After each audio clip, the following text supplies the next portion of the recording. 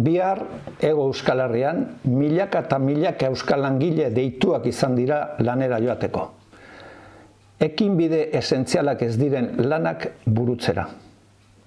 Erabaki hau hartu dutenak badakigu zeintzu diren. Confebask, COE, CEN, baina baita ere Urkullu eta Txibite lehendakariak, eta Espainiar Estatuan Sánchez presidenteak. Hauek etengabean herritarrei exigentzia bat egin digute, konfinamendu osoan. Arduraz jokatzeko, arduratsu izateko. Eta gure galdera da, ardura berdinarekin jokatzen ari dira beraiek? Guk zalantzak ditugu. Txibite lehendakariari eta Urkullu lehendakariari eta erabaki hau hartu dutenei galdera simple bat egin nahi digu.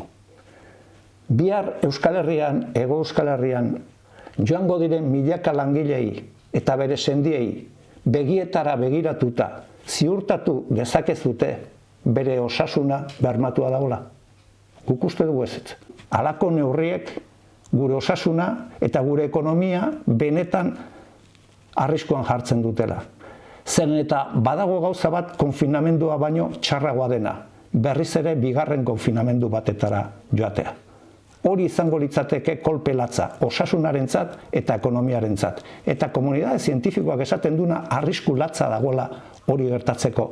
Beraz, neurri hau arduragabea eta temeridade hutsa da gure ustez. Ez guk etxean nahi ditugulako langileak, baizik eta baldintzak ez daudelako prestatuak urrats hau emateko.